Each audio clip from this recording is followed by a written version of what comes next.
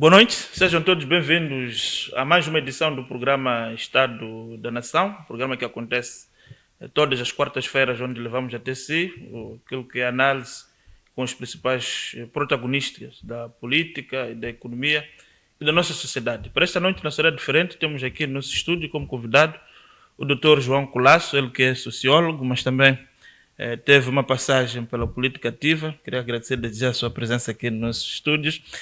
E, professor Colasso, a questão que eu queria lhe colocar como ponto de partida é olharmos para este ciclo de governação que está a terminar, liderado pelo presidente Filipe Nyusi.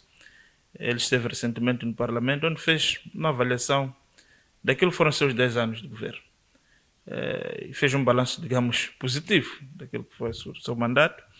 E com que impressão ficou com relação àquilo aquilo que o presidente disse, mas aquilo que, na sua opinião, foram esses 10 anos? Está satisfeito com esse ciclo de governação do presidente Nyusi? Muito obrigado, boa noite a todos os telespectadores e a si, Belmiro, e ao programa Estado da Nação. Em relação ao informe do chefe de Estado, o último informe Sim.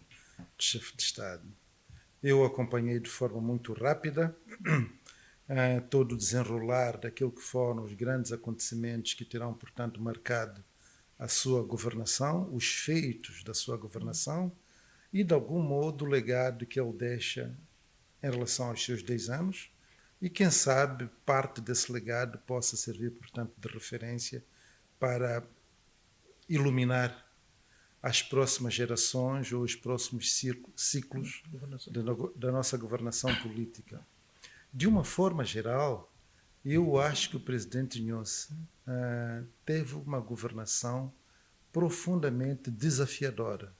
Por que eu digo isto? A governação foi profundamente desafiadora, tendo como base todos os desafios que ele teve que enfrentar, as heranças que ele teve que herdar e que também tiveram impacto na sua governação.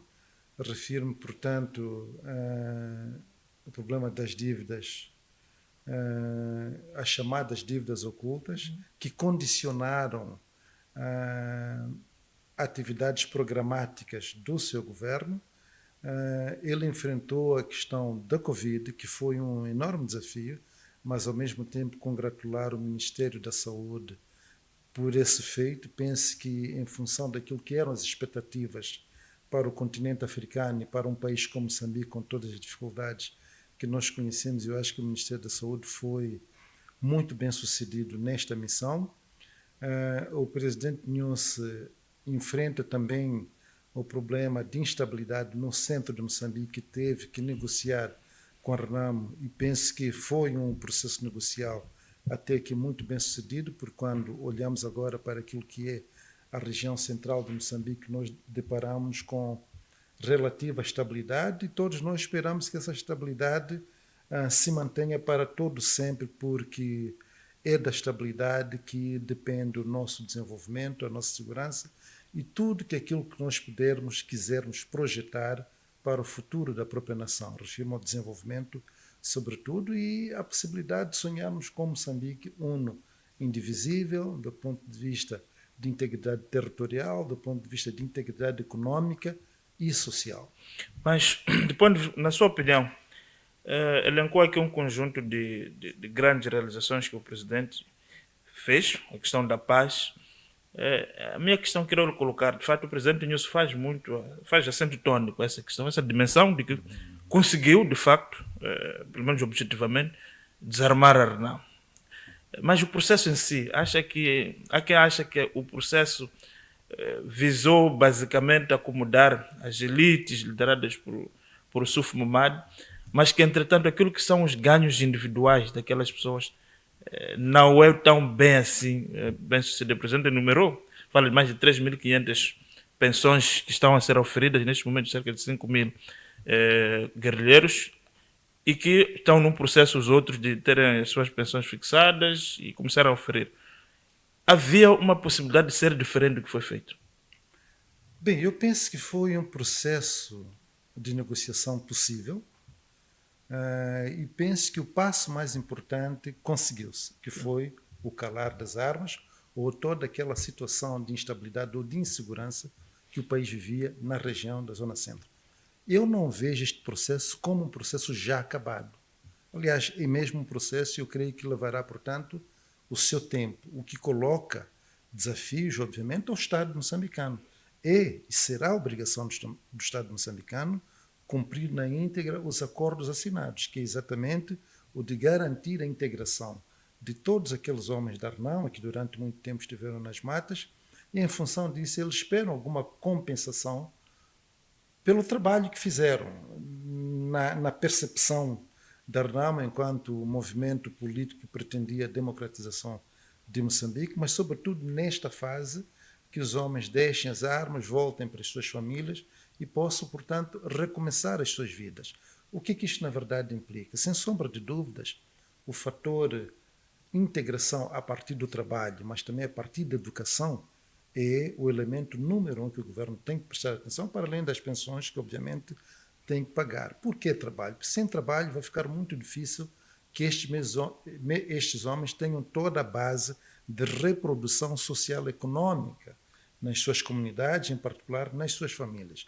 Educação para quê? É importante que os seus filhos tenham uma base de formação, sem o qual o ciclo de pobreza nestas regiões, em particular nestes homens agora reintegrados à sociedade, vai, portanto, ficar muito difícil. Vamos imaginar que a situação destes homens não seja cumprida no tempo útil ou em função das suas expectativas, mas que pelo menos se cumpra aquilo que é a possibilidade de colocar os seus filhos a estudar, que tenham uma educação, uma formação, a partir da qual eles podem ter outras e novas oportunidades de inserção no mercado de trabalho e, obviamente, na sociedade moçambicana, e possam conviver com os outros moçambicanos em situação de igualdade de oportunidades, sem terem o constrangimento, o sentimento de inferioridade ou desigualdade perante os outros moçambicanos. E o fator educação permite exatamente este sentimento e esta possibilidade de estarmos no mercado, na sociedade, e sentirmos também a semelhança dos outros como cidadãos da primeira classe. Mas a questão, por um lado, do ponto de vista do governo, parece que estes processos caminham dentro daquilo que foram os acordos assumidos. Exato. Mas ao nível da própria RNAM, quer-me parecer que há uma clivagem no sentido de não existe um risco. Tem lá, fala-se de influentes generais do tempo da guerrilha, que aparentemente estão desavindos com a atual liderança do Sufumado. Não há um risco aqui de essa situação, digamos assim, descambar para novas tentações de retorno a focos de instabilidade. Ou não é por isso? Eu penso que a possibilidade de um risco vai depender mais se este processo de reintegração ou dos ganhos desses acordos estiverem sob responsabilidade estrita da RNAM, porque a gente depois não sabe que contornos este processo pode tomar, mas eu vejo, acima de tudo, a importância ou necessidade do próprio Estado, do próprio governo, assumir a dianteira. Porque não tem que ser necessariamente da responsabilidade da RNAM pagar os homens. Porque, afinal de contas, quando nós falamos dos acordos de paz, estamos a falar de antigos guerrilheiros que, a partir de hoje, passam a ser cidadãos moçambicanos, com plenos direitos em relação a outros cidadãos, mas com uma coisa particular, é que eles estiveram num contexto muito particular, muito especializado, e que é, portanto, obrigação do Estado assumir essa responsabilidade.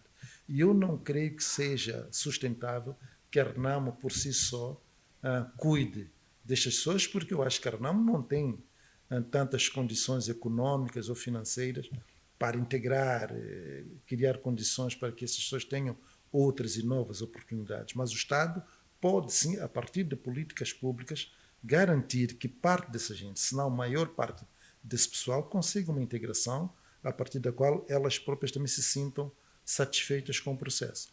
É um desafio para a RNAM, é um desafio para o governo ou para o Estado, também é, mas vale a pena enfrentar. E outra questão, falava aqui da questão das dívidas. O presidente Inhusse, o governo do presidente Inhusse, através da Procuradoria-Geral da República, obteve recentemente vitórias assinaláveis em Londres, que lhe permitem sonhar ou acalentar a possibilidade de recuperar os valores que foram ilegalmente, digamos assim, subtraídos dos cofres públicos através dessas dívidas. Mas há setores de opinião, principalmente associados ao antigo presidente Guebuza, que acham que a ideia das dívidas ocultas é uma narrativa, quer dizer, não admitem que de fato houve ali corrupção, que houve uma má gestão do próprio processo. Qual é a avaliação que faz primeiro, da concepção do próprio projeto? Na sua opinião, houve ou não corrupção nesse caso? E a forma como foi a implementação também foi um desastre. Bem, eu acho que a governação do presidente Guebuza foi também uma governação de feitos interessantes do ponto de vista de obras públicas, sobretudo.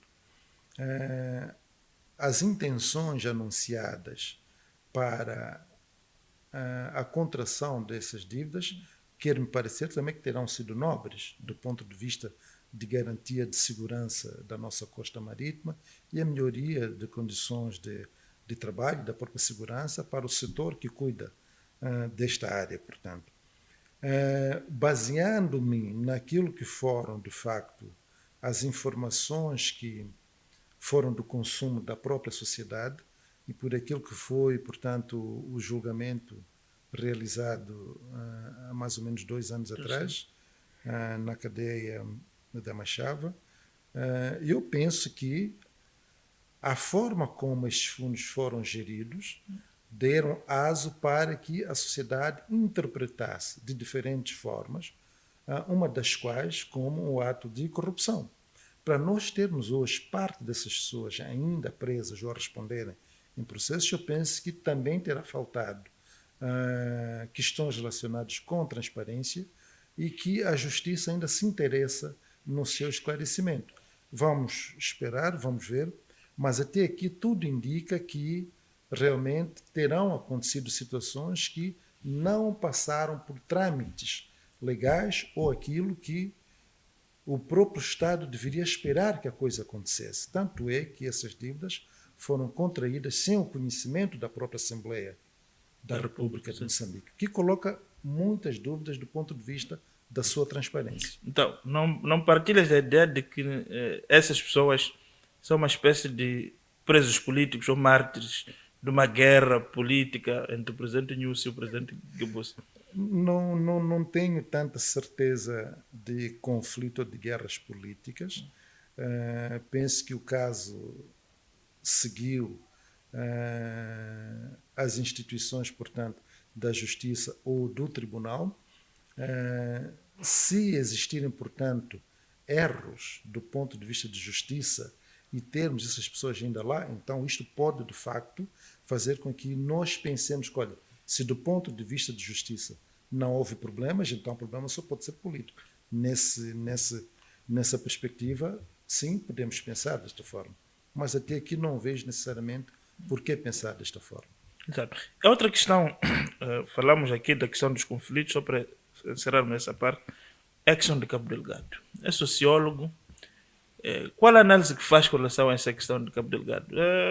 Há setores de opinião ligados à sociedade civil que dizem que o problema de Cabo Delgado é o problema de inclusão, a questão da exclusão política, das assimetrias, da questão da distribuição da riqueza. A questão que eu lhe pergunto, em Moçambique existe até riqueza para ser dividida, em Cabo Delgado em particular? Há riqueza em Cabo Delgado para ser dividida? Acho que o problema do Cabo Delgado é muito interessante, porque Moçambique, em primeiro lugar, não é o único país com tais recursos em África. Nós temos a África Ocidental, que é muito rica em termos de recursos estratégicos, temos o caso de Moçambique, temos o caso do RDC Congo, Tanzânia, aqui perto, possivelmente Gana e um pouco o Quênia. Entretanto, nós temos essa instabilidade em Cabo Delgado. Há razões também para pensarmos porquê. Mas eu não tenho resposta porque somente atravessa-se todo esse território africano e vem-se para Moçambique. Bem, uma das razões, obviamente, que os recursos que nós lá temos são apetecíveis do ponto de vista do mercado internacional, sem sombra de dúvidas. O outro ponto, na minha opinião, já como sociólogo, como fez referência, é que Moçambique é um país pobre. A questão da pobreza coloca a grande parte da sua população numa situação de vulnerabilidade. A partir do momento em que nós temos elementos atrativos, com promessas de que, olha, se você adere ao meu projeto, às minhas intenções, você pode ter uma base de sobrevivência, sem sombra de dúvidas que estas pessoas, bastante afetadas pela pobreza e numa situação de vulnerabilidade quase que crônica e cíclica, facilmente elas aceitam, elas aderem. Agora, no caso concreto do Cabo Delgado, o que é que nós podemos ver do ponto de vista do quadro social e econômico? Muita pobreza, não há emprego, ou seja, muito desemprego. Vamos dizer que as condições econômicas de uma parte considerável da população é igualmente lastimável. Tudo isto acaba criando, na verdade, um ambiente propício para que aqueles jovens sem grandes oportunidades do ponto de vista da educação, de trabalho, possam aceitar promessas que lhes aparecem desde que elas ajudem, portanto, a suprirem as suas necessidades básicas diárias. É uma possibilidade de resposta. Portanto, a pobreza, o desemprego, falta de oportunidades. Isto pode explicar. Agora, que podem também existirem grupos de interesse que queiram criar situações de instabilidade a partir daquela situação de vulnerabilidade, também pode, mas há poucas narrativas ou narrativas concludentes em relação a essa possibilidade. Várias narrativas e vários estudos que eu tenho tido acesso apontam para a situação de pobreza, do desemprego, falta de oportunidade, um certo sentimento de exclusão, que eu acredito que se a mesma situação fosse aplicada para o contexto de Gaza ou de Sofala, também poderia encontrar bases suficientes para a sua imersão, para a sua exclusão. Doutor Cola, só uma ver uma coisa. Eu sou natural de Inhambane. Na minha província há gás. Eu não sou insurgente. Eu conheço muitos jovens de Tete, a Carvão, também não são insurgentes. Portanto, a ideia, mas a pobreza está lá, também nessas províncias. Portanto, Inhambane, pelo que eu saiba, não é Novo Emirados Árabes Unidos ou uma Nova Califórnia. Por que ali há um problema de insurgência? Isso alega-se a pobreza. Essa é a grande questão. É o seguinte, primeiro temos que olhar para a pobreza como algo relativo. Sim. A pobreza não é sentida da mesma forma por todos nós. Mas a fome é ou não? Não. É relativo. A forma como cada um sente o impacto da pobreza sobre si é completamente diferente. Como é que eu sinto o impacto da exclusão? Todos nós estamos na situação de excluídos, mas há um escolha. Não, eu não estou satisfeito, sou pobre, não tenho oportunidade, sou excluído e eu vou fazer sim o que me manda na telha, de acordo com as oportunidades ainda que ilícitas que eu encontro lá, eu vou agarrar. Mas há uns que põem a mão na consciência e de repente não, tomam uma decisão diferente. No caso do Cabo Delgado, também não é verdade que todos os jovens, que toda a população que lá vive faz parte do grupo de insurgentes. Não, é uma pequena parte que é aliciada. Mas a dimensão religiosa não é chamada aqui. Porque se formos a ver... Mas não sei se está a perceber, não é toda a população de Cabo Delgado que faz parte do grupo de insurgentes. Mas dizem que a maior parte são muçulmanos. Não sei se é verdade. Não sei se... Pelo menos no grupo dos insurgentes parecem professar a religião islâmica. Se isso for verdade, é verdade ou não? Se isso for verdade, a explicação também pode ser muito simples. Quando nós olhamos para a emergência dos movimentos sociais, o elemento número 1 é a identidade, é a microidentidade. Muitas vezes o que é que acontece? Olha, nós somos da mesma região, somos do mesmo grupo étnico, olha, a nossa situação é esta, que tal enveredarmos por esse projeto? Ok, eu acho que sim, podemos então avançar. Se existir alguma motivação religiosa, é possível sim que isto faça algum sentido, uma vez que nós temos uma população predominantemente muçulmana. Se for verdade que as lideranças dos insurgentes seja da religião muçulmana, ele também acaba encontrando um terreno fértil uma questão de identificação. De identificação, exatamente. E isso, obviamente, pode atrair um contingente significativo de pessoas desta religião, mas, para mim, nesse momento, é muito difícil fazer uma associação direta, que pode haver relação. E eu acredito que sim, há uma relação, mas eu não acredito que seja a motivação Número 1, olha, são os muçulmanos que estão na base de insurgência porque há conflitos de caráter religioso ou é um grupo religioso contra o Estado. Nessa perspectiva, eu não creio tanto. Mas há setores. O Estado moçambicano tem estado a investir muito na questão do combate desta situação por via militar. É por isso que foram aqui convidados contingentes do Ruanda, da SADC, há um investimento da própria União Europeia na formação das nossas tropas, por forma que ganhem mais capacidade, mas há setores que acham que não, nós devíamos dialogar com esses insurgentes. Qual é a sua perspectiva com relação a essa questão? Diálogo ou a força das armas? Olha, a força das armas nunca foi um método absolutamente certo, fiável para a resolução de um conflito. Sem querer estabelecer uma relação imediata, muitas vezes a gente já ouviu falar de que quando a luta de um homem começa na sua própria consciência, porque ela tem algum valor. Se essa luta tem algum valor, tudo o que ele quer, eu respeito pela sua luta. E eu penso que não serão as armas que necessariamente irão resolver o problema de Cabo Delgado, senão um diálogo que implica encontrar as lideranças destes grupos e estabelecer-se uma ponte para o diálogo. Aliás, não sou o primeiro a ter esta percepção ou acreditar na via do diálogo. Quer-me parecer que em algum momento o próprio presidente Chissano também sugeriu. O presidente Chissano falou da questão do diálogo. Exatamente. Eu estou plenamente de acordo com a perspectiva dele. É dialogando que os homens se entendem, que a gente pode... O próprio candidato do Chapo também deu uma indicação nisso. Aliás, o conflito que nós tivemos entre o governo e a Renamo também não foi...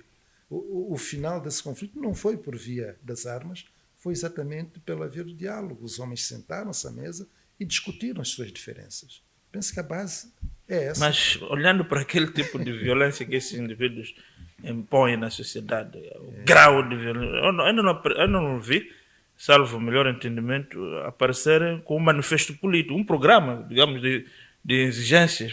Existe? Qual seria a base para iniciar esse diálogo? Eu não sei. Lembra-se que quando a resistência nacional moçambicana começou, também foi objeto de vários estereótipos, várias etiquetagens. Javalis, bandidos, etc. e tal. Depois encontrou-se como havia, e afinal de contas também viu-se que havia uma base social do conflito. E em Cabo Delgado existe também uma base social do conflito? Não sei ainda o que os estudos sugerem sobre isto. É preciso aprofundar as motivações deste conflito para se saber se há ou não uma base social do conflito. Se houver uma base social para o conflito, melhor ainda, penso que fica um pouco mais fácil. Se não, eu acho que é preciso continuar a encontrar, a procurar desculpa, até que se chegue a uma possibilidade do tal diálogo.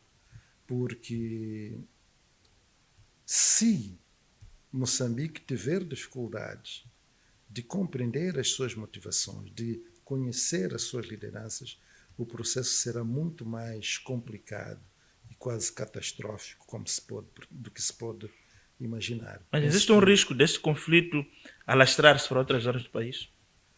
Na perspectiva em que, inspirados pelos indignados de Cabo Delgado, em outras zonas também onde há também questões de recursos naturais. Quem são estas pessoas? O que elas querem? Se o problema for dos tais recursos naturais temos em todo o país.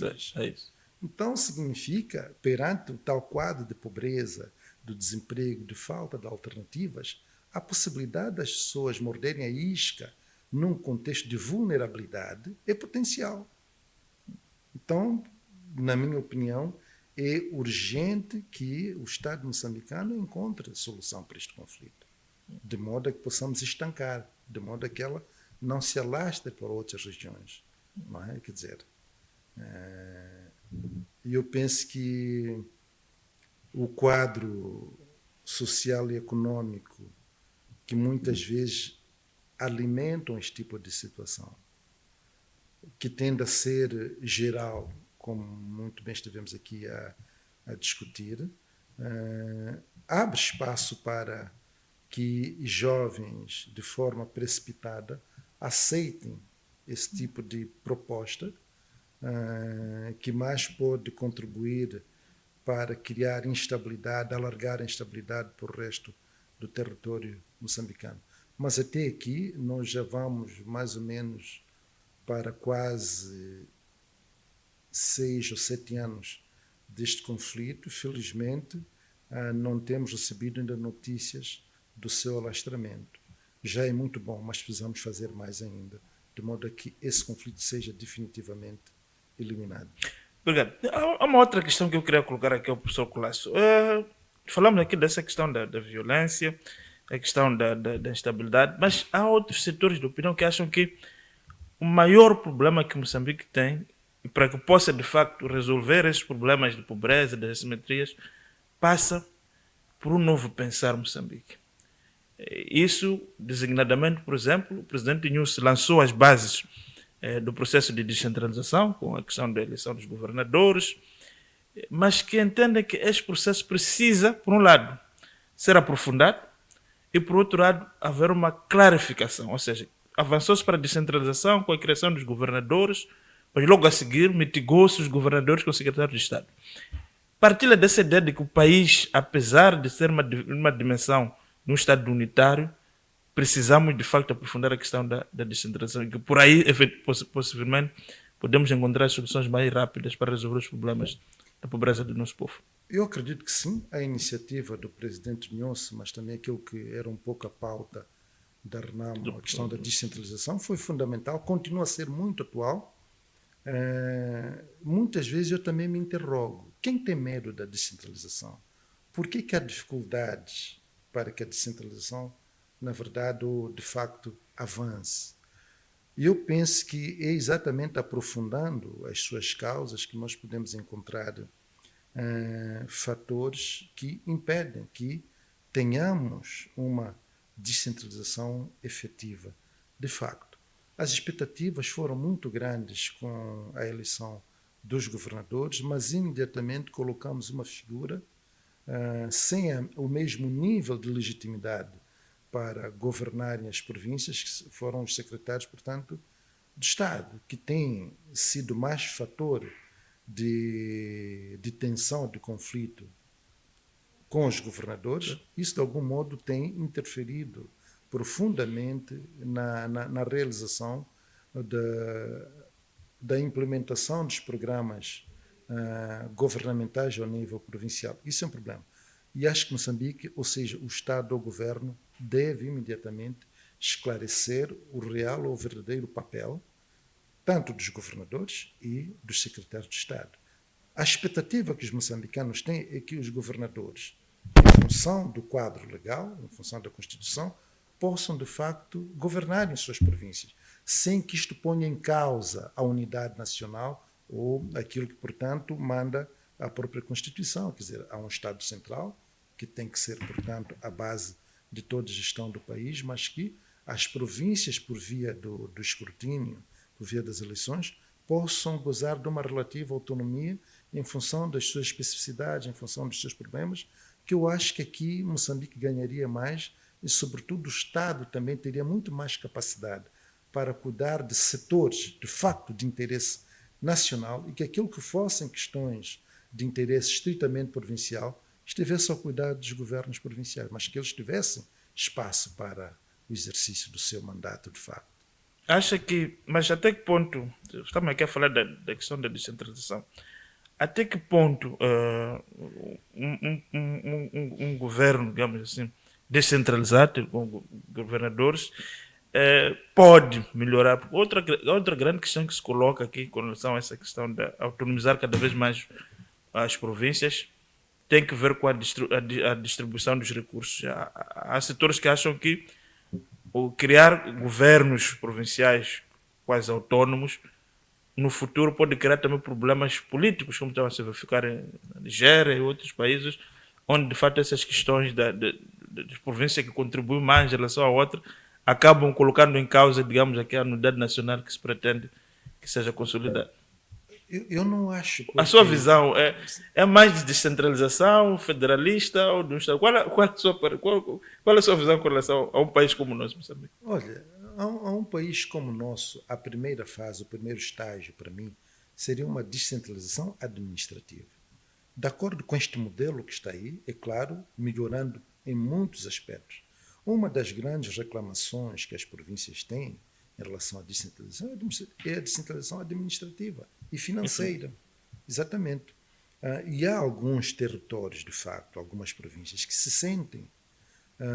não se sentem satisfeitas porque elas acham que produzem muito, mas ganham pouco ou a semelhança dos outros que, pelas suas condições, contribuem pouco para o erário público. Então, há que se criar equilíbrios necessários, uma justiça necessária para justificar, portanto, puxa, há províncias que têm esta base em termos de produção e que também isto deveria ser compensado. E que isso também, de repente, poderia servir de incentivo para as províncias ou territórios com baixa produção a melhorarem a sua capacidade produtiva. Agora, também é preciso, do ponto de vista de tomada de decisões, há certas decisões que eu acho que não seria necessariamente que elas fossem tomadas ao nível central.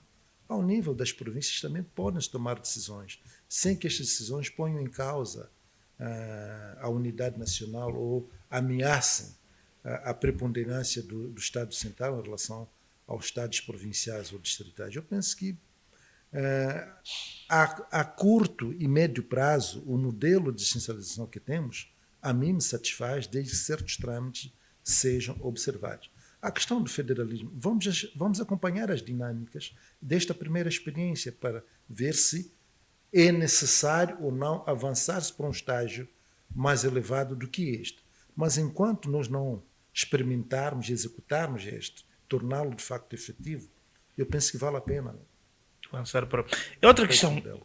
O país, falava aqui da questão do ciclo, o presidente Nunes está a terminar, mas os desafios do país continuam. Na sua opinião, o que é que ficou por fazer e que deveria merecer, digamos assim, atenção para a próxima administração do país? Em primeiro lugar, é o conflito em Cabo Delgado. Do ponto de vista econômico, temos a Estrada Nacional número 1. Há vários projetos em carteira, os novos investimentos, nova barragem de Panancua, a questão de agricultura, o setor da agricultura tem que ser melhorado de modo a que o país possa, de facto, se tornar sustentável do ponto de vista de segurança alimentar. Os atropelos que vimos no setor da educação em relação à qualidade dos livros, mesmo a qualidade da educação, também têm de ser melhorados e, obviamente, que constituirão o grande desafio para o próximo governo. Mas, para mim, o grande desafio, para além da Estrada Nacional, é que, primeiro, é preciso perceber as características sociomorfológicas da sociedade moçambicana, que eu falo sempre da dispersão. Nós temos uma população implantada no território moçambicano que é na base da dispersão. E a dispersão acarreta enormes custos para o desenvolvimento. E um dos setores que tem que ser melhorado, sem sombra de dúvidas, é a comunicação, transporte e comunicação. Estou a falar de vias de acesso. Ainda ontem eu falava com os meus estudantes que, olha, a primeira vez que eu viajei do Niassa para Maputo de carro, fiz isto de carro, e a partir dali passei a sonhar com o chamado corredor de Moçambique, como é que Moçambique poderia se ligar, de facto, de Rovuma a Maputo, não só por estrada, mas caminhos de ferro, mas penso que o governo já está a pensar nisto. E eu tinha encontrado muita produção agrícola, sobretudo do alho. Dei o exemplo do alho, porque o alho é uma das especiarias mais caras que nós temos no nosso mercado da alimentação. Acima do tomate, da cebola, o alho é caríssimo. Mas entre a última província do Niassa, agora não me lembro do nome, Iguru, havia muito alho de camponês na rua e barato. Mas o que é que vocês vão fazer? Doutor, não sabemos o que é que vamos fazer porque não temos Acaba apodrecendo. Como escoar. Exatamente, acaba apodrecendo. Mas se o governo tiver um programa de alargamento de vias de acesso, a segurança alimentar e, obviamente, a dinamização de outros setores da economia, sem sombra de dúvida, vai avançar. E este foi o segredo da Alemanha depois da Primeira Guerra Mundial. A Alemanha é o país mais interligado internamente da Europa, se não do mundo todo. E vejo que a Alemanha é, do ponto de vista de nível de desenvolvimento, porque todos os territórios estão interligados. Se Moçambique conseguir fazer isto, nós não precisaremos de importar nas mesmas condições, nas mesmas quantidades, os alimentos que nós importamos de países estrangeiros. Nós mesmos poderemos produzir e toda esta produção encontrar um mercado viável dentro do próprio território moçambicano. A questão de vias de acesso, para mim, é fundamental, que é para ligar diferentes populações, diferentes comunidades e garantir que, de facto, a produção agrícola atinja todos os mercados nacionais. E falava aqui da questão da ferroviária, de facto. O país foi construído do ponto de vista de infraestruturas ferroviárias para servir o interlado. Mas nós verificamos hoje em dia, países como a Tanzânia, o Quênia, fazendo uma grande revolução do transporte ferroviário, introdução do metro, introdução de comboios de alta velocidade. O que falta a um país como o nosso, com os recursos que tem, para ter uma linha férrea, pelo menos, que ligue pelo menos Maputo até Sofala, como a primeira fase? O que é que nós precisamos para ter uma coisa como esta? Então, nossos dirigentes muitas vezes viajam mais, ficam com a sensação de que passam mais tempo nas lojas, não se informam quando viajam para ver o que melhor está-se a fazer nesse país. Eu acho que o que falta é desafio, ambição no verdadeiro sentido. Temos que ser ousados e temos que arriscar. Não há desenvolvimento, não há sucesso econômico do ponto de vista de negócio sem a nossa capacidade ou vontade de corrermos riscos. E é preciso sonhar, sim. Quer dizer, os grandes países avançaram com homens ousados e que ousaram em sonhar alto. Ainda que pequenos problemas depois pudessem estar ligados a estes sonhos, mas esses países avançaram. Moçambique também precisa ser ousado e sonhar alto para realizar certas coisas que faltam do ponto de vista do quadro para o nosso desenvolvimento. Falava-me aqui da questão do transporte, que é crítico, quer dizer, Exatamente. Não temos companhia aérea que funciona, Mas nós já não temos tivemos transporte público que funciona, não temos estrada, quer dizer, esse país. Não, mas a questão da ligação Sim. de Rovuma a Maputo, não só por via rodoviária, mas também por via ferroviária, está provado que os transportes ferroviários são dos mais baratos. Você carrega em quantidades enormes a baixo custo. E do ponto de vista da manutenção, é muito mais barato ainda do que uma estrada, uma via... Como transporte marítimo também? Como transporte marítimo, exatamente. Temos aqui uma costa de 2.000 e tal quilômetros. Então, o presidente que for eleito nestas eleições tem que ter esta ousadia, tem que ter a capacidade de sonhar alto. Eu vou fazer isto, nós moçambicanos somos capazes de fazer isto. E eu acredito que em menos de 5 ou 10 anos nós teremos uma fotografia, uma paisagem completamente diferente de Moçambique. Porque quando eu falo da necessidade de sonhar alto, lembro-me, por exemplo, não sei se seria um exemplo feliz, mas Juscelino Kubitschek, um dos presidentes do Brasil dos anos 60, sonhou alto. Em menos de 5 anos, ele modernizou o Brasil, do ponto de vista de indústria automobilística, e foi capaz de construir uma nova capital de Moçambique. Brasília, exatamente. Isso é resultado de ousadia. Não foi necessariamente o sonho de toda uma nação, mas foi o sonho de homens. Não, um planalto, sem infraestrutura nenhuma e nasceu do zero. O Brasil pode fazer isso. E eu acho que Moçambique também pode fazer isto.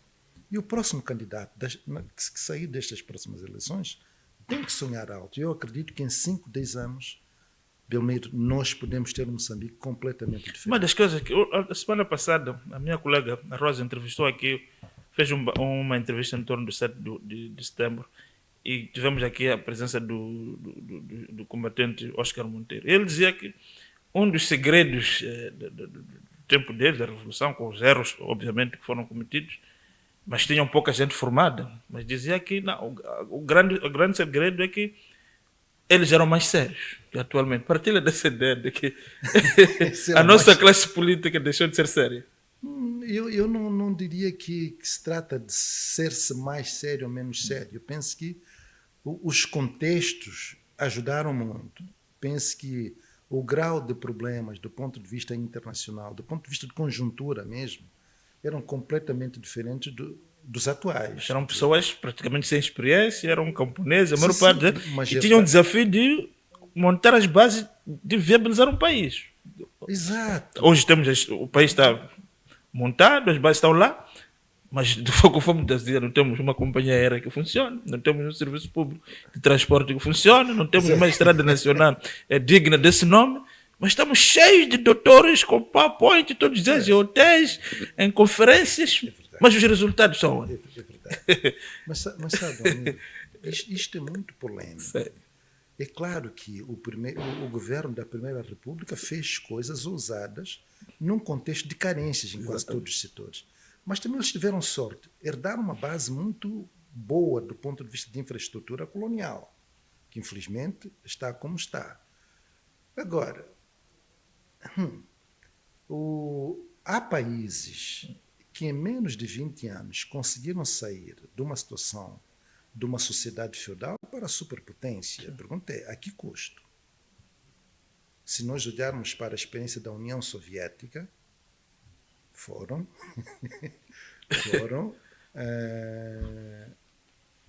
por aquilo que se diz, quase 70 milhões de mortos. É um preço alto. Não sei se este seria... Mas temos aí a China também, em menos de 50 anos. Exatamente. Também deu um pulo muito elevado, é uma superpotência, a custo que todos nós sabemos. A Revolução Cultural de Mao Tse-tung implicou o que implicou, quer dizer, um sacrifício enorme. Eu acho Mas mesmo na Primeira República também houve sacrifícios tremendos. Então, pode ser que a partir dos sacrifícios tremendos, da ousadia tremenda, Moçambique ainda esteja a ressentir-se. Então, precisamos de sacrifícios tremendos para Moçambique ainda pode estar a ressentir-se desse sacrifício. E eu penso que nós sim precisamos de reinventar-nos dentro de um contexto novo, dentro das condições históricas atuais. O que o contexto atual nos oferece? Infelizmente, o contexto internacional não é tão favorável assim. Nós estamos diante de transformações profundas no mundo todo. Há um redesenhar do mapa geopolítico. Moçambique precisa saber aonde se situar dentro deste jogo, de modo a que não perca mais uma vez o bonde da história. Mas sem sombra de dúvidas que a capacidade dos moçambicanos se reinventarem num contexto de crise é urgente. O que nós precisamos é de um diálogo franco e sincero ao nível nacional. O que de facto nós, como moçambicanos, queremos? Quais são os males que nos atormentam e como é que nós podemos enfrentar esses males? Nós temos o problema da corrupção. Nos últimos tempos, como cidadão, tenho estado a perceber uma certa perda de autoridade, quer dizer, a forma como certos setores da sociedade olham para o outro, olham para o Estado, para certas figuras do Estado, certos setores e vice-versa, na minha opinião, não são necessariamente bons exemplos. Eu nunca vi um xingamento público, o lançamento de vários estereótipos públicos que terão ofendido setores da sociedade, como eu vi nos últimos 10 anos. E eu acho que nós precisamos repensar para saber que tipo de sociedade nós queremos e o que é que nós podemos deixar para as próximas gerações. Porque senão há uma geração que pode pensar que roubar, insultar, xingar e mais outras coisas é uma coisa totalmente normal. E não devemos, de forma alguma, confundirmos a liberdade com a possibilidade daquilo que o Platão chamou de libertinagem. O Platão era muito cético à democracia. Eu sou democrata, não quero pôr aqui em causa os meus valores políticos, sou democrata, mas o Platão tinha um certo temor que a excessiva liberdade poderia nos conduzir à libertinagem. Não é essa a mensagem do Platão que eu quero deixar para os moçambicanos, mas é importante que cada moçambicano comece a fazer a autoanálise para avaliar a si próprio que tipo de contributo do ponto de vista da ética e da moral tem estado a deixar, tem estado a construir para termos um país são. Mas não tem muito a ver com... Há quem diz que quando a classe política, que é basicamente que é mais recorrente, enfrenta essa questão da crise de legitimidade, tem muito a ver também com a desmoralização, digamos, dos próprios políticos, no sentido em que a atividade política hoje, o serviço público hoje, é muito associado com corrupção. As pessoas, a maior parte das pessoas anseiam por cargos de governo, cargos públicos, não numa perspectiva de serviço, mas para servir-se a si, a sua esposa, aos seus filhos, aos cunhados e por aí em diante, como o próprio Samora Machel já tinha identificado. Estamos a falar de crise de valores, uma cultura clientelista que prejudica, de facto, o bem servir. Perdemos, portanto, a percepção, perdemos a noção do significado do serviço público. Não é? Quer dizer, nós achamos que as instituições públicas ou do Estado são um prolongamento das nossas relações familiares, do amiguismo, das nossas relações pessoais ou sociais, e misturamos com questões de Estado, no sentido até ligado ao patrimonialismo, quer dizer, buscarmos ainda formas tradicionais de gestão da coisa pública num contexto completamente diferente. Sem sombra de dúvidas que esta dimensão ética e moral constitui um dos mais importantes desafios para a nossa sociedade hoje, sobretudo no que se refere à gestão da coisa pública. Como é que nós precisamos olhar, de facto, para a coisa pública? Qual a nossa função? Qual o nosso dever? Qual a sua finalidade? Caso contrário, também vamos ter grandes dificuldades. Veja, que nós não começamos necessariamente como dos países mais pobres do mundo.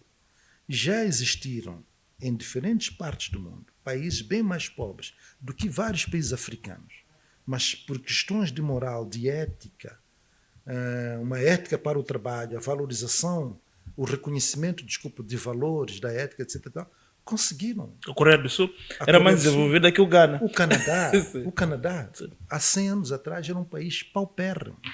E veja, é uma das maiores, é um dos países mais desenvolvidos do mundo. Exatamente, hoje faz parte do G7. E penso que isso não pode constituir mistério, algo impossível para nós os africanos, em particular para nós moçambicanos. Nós temos todas as condições para brilhar no continente africano e, quem sabe, ao nível do mundo. Porque nós temos valores, do ponto de vista ético, cultural, que podem ser, de facto, um incentivo a um desenvolvimento rápido. E eu aqui queria lembrar que a nossa diversidade constitui uma importante base da riqueza. E quem disse isso não fui eu, foi o próprio Eduardo Mondlane. E eu acredito nessa perspectiva. Se nós soubermos juntar as nossas diferenças, sabermos juntar, na verdade, qualidades, nós podemos superar várias etapas. Vamos entrar agora para a última fase, que é estamos a gravar, também a levar ao ar esta nossa entrevista no Estado da Nação no período eleitoral. Temos quatro candidatos à presidência da República e temos duas, três dezenas de partidos que concorrem para as diferentes assembleias, Assembleia da República, mas também no nível das assembleias provinciais. Qual a análise que faz desses primeiros 15 dias de campanha eleitoral? Está suficientemente satisfeito com a qualidade do debate eleitoral neste momento em curso? É muito interessante porque tenho estado a acompanhar, de facto, todo este movimento do processo eleitoral, e eu acho bom, e parabéns a Moçambique por ainda ser capaz de periodicamente realizar estas eleições gerais, para a escolha dos seus representantes. O grande desafio que eu sinto, que eu vejo, está, portanto, na capacidade de diferentes candidatos de poderem transmitir, de facto, aquilo que é a sua visão governativa para os próximos 5 anos. São poucos partidos que até aqui conseguiram apresentar, partidos ou concorrentes, conseguiram apresentar o seu manifesto. Mesmo assim, para alguns que já têm manifesto, também sinto que há dificuldades na tradução deste manifesto, de modo a que os eleitores consigam compreender as suas mensagens. Quer dizer, muita gente ainda não sabe o que é que, de facto, os nossos candidatos querem nos oferecer para os próximos 5 anos. Então, e a chamada de atenção que eu aqui gostaria de dizer é que é preciso ter um manifesto claro, mas, sobretudo, é preciso fazer com que a linguagem político-eleitoral seja uma linguagem ao alcance do cidadão comum, de modo a que seja, na verdade, uma base de atração do voto ou da conquista do voto. Mas do ponto de vista de discussão de ideias, tem visto alguma discussão de ideias neste... É verdade que no nosso país ainda não temos ainda a cultura dos debates entre candidatos, mas nos comícios, está satisfeito com o que se fala? Não, a discussão é ainda muito pobre. São 15 dias ou 2 semanas, e eu espero que nas próximas 2 semanas, que vamos já para um mês, de facto, o debate de ideias seja alargado, mas por enquanto está muito, muito pobre. Quer dizer, mesmo as televisões não estão a promover debates, quando a gente tenta acompanhar como é que os candidatos, os partidos e os eleitores interagem, também não sinto essa interação consentânea com aquilo que são os objetivos destas forças políticas concorrentes e aquilo que são as expectativas da população. Eu vejo mais, quer dizer, é uma larga publicitação, quer dizer, as pessoas passam, deixam as bandeiras, deixam os cartazes, mas não param. Quer dizer, os comícios são muito, muito pobres e não há um tipo de discurso capaz de aprofundar de facto aquilo que são os grandes problemas do país e que desafios nós temos para os 5 anos. Eu espero que a discussão dos problemas, mas sobretudo os desafios que os candidatos irão enfrentar, não resulte apenas de uma discussão do gabinete, porque a vantagem será se eles forem capazes de encontrarem as respostas ou as soluções para estes desafios exatamente junto do eleitor. Falava aqui da questão das ideias. Esta semana o candidato Chapo anunciou que na Zambésia que defende uma ideia de transferência do Parlamento para a província da Zambésia, para Mucuba, na esteira daquela ideia de que precisamos descentralizar as sedes dos órgãos de soberania. Qual é a sua perspectiva, a sua percepção com relação a isso? O candidato Chapo apresenta uma proposta muito interessante, na minha opinião, e queria só lembrar uma coisa. É uma proposta bastante encorajadora, ainda que não seja nova.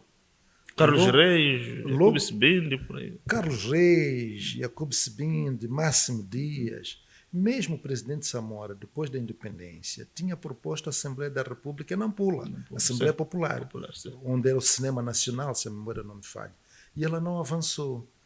Felizmente temos um candidato, que é o candidato Chapo, que retoma estas ideias provenientes de moçambicanos, diferentes estratos, diferentes quadrantes políticos. Eu penso que é uma ideia que, na minha opinião, valerá a pena. Isto vai permitir que o Estado diminua custos da localização geográfica de Mucuba. É como se diz que é, na verdade, o local onde Moçambique se encontra, se abraça.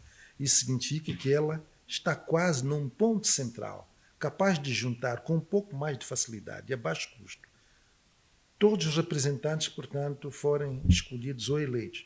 E, além do mais, estar numa região como Cuba poderá permitir também que os representantes do povo conheçam melhor a realidade do país a partir do seu ponto de residência até ao local onde eles, portanto, poderão exercer o seu mandato como representantes do povo. Porque a partir de Mucuba,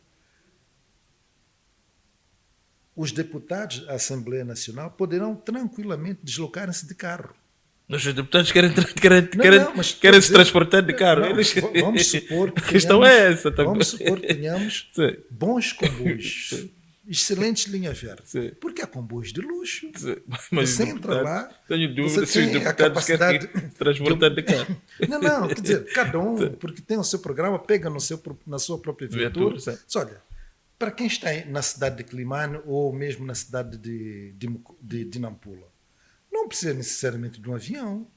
Com a sua própria viatura, aliás, ele pode querer chegar a Mucuba, ainda passear com a sua viatura, conhecer um pouco melhor, interagir com a população, conhecer a realidade da cidade de Mucuba, de modo a melhorar, inclusive, as suas intervenções nos debates dentro da Assembleia da República. Então, eu acho que a possibilidade de Mucuba, por ser uma região central, vai, portanto, garantir uma maior interação, uma maior dinamização e até a diminuição de custos para a gestão. Mas acha que há condições? Os deputados, muitos são eleitos, querem ir à nação, querem ir a Maputo, quer dizer, essa ideia de voltar para... Tudo se constrói, tudo se constrói. Sabe, Almeida, Maputo é uma cidade de facto apetecível, porque Maputo é concentrador do melhor que Moçambique tem, do ponto de vista do consumo. Mas nós podemos construir outras Maputos. É possível.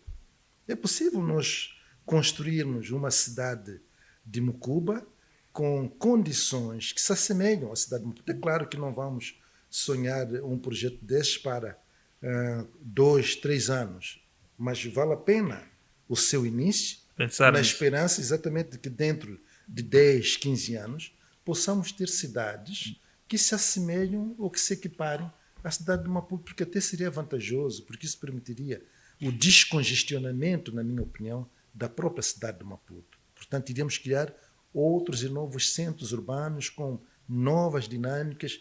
Quem sairia a ganhar seria Moçambique como um todo. E qual é outra, se calhar só para fecharmos, qual é outra ideia que reteve destes últimos dias de campanha? Para além dessa do Chapo. Não, há candidatos que eu não gostaria agora O de MDM mencionar. fala, o Lutero Simango fala da questão do criação do Tribunal de Contas como uma das ideias. O Venâncio Mongano fala aqui de uma questão de uma reestruturação muito séria na estrutura fiscal. Ainda não retive muito bem as ideias, mas pronto, o candidato Arnamo parece com uma vassoura. Acho que a ideia dele é o combate à corrupção. Sim. Na verdade, para aquilo que são as Mas não temos aqui um rasgo, digamos, de novas ideias. Acho que falta um pouco disso. Tirando essa de Mucuba, que me parece de facto. Não, quer dizer, eu acho Mas que essa ideia de Mucuba, há uns 15, 20 anos, podia ser tida como uma tese trabalhista ou não? Não é por isso. Podia. Isso é reflexo de que, olha, a realidade é profundamente dinâmica, não é? Quer dizer, isso é bom. O facto de não termos necessariamente ideias novas significa que os velhos problemas não foram ainda resolvidos. E estes velhos problemas, na minha opinião, constituem uma base a partir da qual o novo pode vir. Exatamente. Exato. Muito obrigado. João Colasso, é sempre bom conversar consigo e agradecer a sua presença neste programa. E assim, caro internauta e telespectador que nos acompanhou ao longo deste debate, novo encontro fica marcado para a próxima quarta-feira, mais uma edição do programa Estado da Nação. Boa noite, até a próxima.